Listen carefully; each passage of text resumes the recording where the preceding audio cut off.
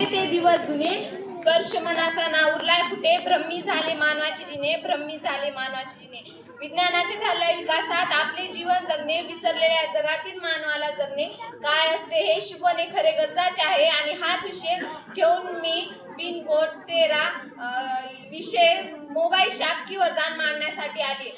आजच्या या कार्यक्रमाचे अध्यक्ष प्रमुख अतिथी व स्पर्धेचे सुज्ञ परिचित व सर्व उपस्थित श्रोते, आज आपण विज्ञानाने केलेल्या प्रचंड मोठ्या विकासाच्या काळात जगत आहोत, पण आपण विज्ञानाच्या या प्रगतीच्या जगात फक्त सुविधांच्या बाबतीत पुढे गेलो आहोत। आणि सध्याच्या काळातील आपल्या सर्वांच्या जवळ असलेली आणि ज्या गोष्टीमुळे आपल्या जीवनाचे पान हलणे देखील बंद झाले आहे ती गोष्ट म्हणजे मोबाईल आहे। माझ्या बांधवांनो, आपल्याला हा मोबाईल किती महत्त्वाचा आहे याच बाबतीत मी माझे विचार आपल्या समोर मांडण्याचा प्रयत्न करत आहे। माझ्या या छोट्याशा वाणीतून कोणाला सल्ला द्यावा एवढी मी नक्कीच मोठी झाली नाही, परंतु मला यातील ज्या गोष्टी योग्य अयोग्य वाटत आहेत त्याच मला बोलाव्या वाटत आहे। आपल्या जगात खरे पाहता अन्न वस्त्र निवारा शिक्षण याच गोष्टी अत्यंत महत्त्वाच्या असताना परंतु आपल्याला आपल्या जीवनाचा महत्त्वाचा भाग झालाय तो मोबाईल। अहो, मी म्हणत नाही की मोबाईल वापरणे चुकीचे आहे, परंतु गोष्ट कोणती असू पण कोणत्याही गोष्टीचा वापर मर्यादेपेक्षा जास्त होता काम नये। मान्य आहे, आपल्याला जगातील सर्व गोष्टीचे ज्ञान मिळते, आपल्याला आपल्या नातेवाईकांसोबत संपर्कात राहणे खूप अगदी सोपे झाले आहे। आपण ज्या ज्ञानापासून दूर आहोत ते ज्ञान आपल्याला आपल्या जवळ असलेले मोबाईल देते। अगोदरच्या काळात एकमेकांच्या संपर्कात राहणे खूप कठीण होते, पण हल्लीच्या काळात आपण पाहतो की मोबाईलने खूप सोपे केले आहे।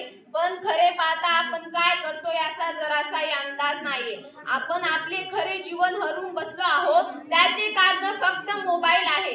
2 दिवसापूर्वी आम्ही सर्व मैत्रिणी एकत्र आलो आणि बऱ्याच दिवसापासून आम्ही भेटलो नव्हतो आणि त्या दिवशी आम्ही भेटलो, पण त्यावेळेला आम्ही एकमेकींच्या हालचाल विचारण्याऐवजी फक्त सेल्फी घेण्यात मग्न होतो। आमचे फोटो काढणे झाले, मला वाटले त्यानंतर तरी आम्ही एकमेकींना बोलत बसू, पण त्यानंतर लगेच ते काढलेले फोटो स्टेटस ठेवणे फेसबुक इंस्टाला अपलोड करण्यात व्यस्त झालो। म्हणजे मग तिथं भेटून पण आम्हाला तेच करायचे होते, तर मग आम्ही तिथं भेटलोच कशाला? ही अशीच व्यवस्था सर्व ठिकाणी होऊन बसली। अहो, एवढंच काय, लग्नासाठी मुलगी बघायला गेलेला मुलगा देखील मुलींच्या घरी म्हणत की काही हरकत नाही, मी मोबाईलवर फोटो पाहिला आहे। अहो, आज आपण बाजारात फिरत असताना किंवा रस्त्याने जात असताना असं वाटत की कितीतरी माणसाच्या माना मोडतात काय की एकतर अगोदर रस्त्यावरून जात असताना सध्या सुरक्षित नाही, मग या स्थितीत पण माणसे तो मोबाईल आपले मान व कान याच्या दाबून फोनवर बोलताना दिसतात। मग यामुळे हल्लीच्या काळात अपघाताचे प्रमाण देखील खूप प्रमाणात वाढले दिसत आहे। एक अशी कोणती गोष्ट नाही की ती गोष्ट विना मोबाईल पूर्ण होते। खाण्यापिण्यापासून ते झोपेपर्यंत आयुष्यात अत्यंत महत्त्वाचा भाग फक्त मोबाईल होऊन बसला आहे।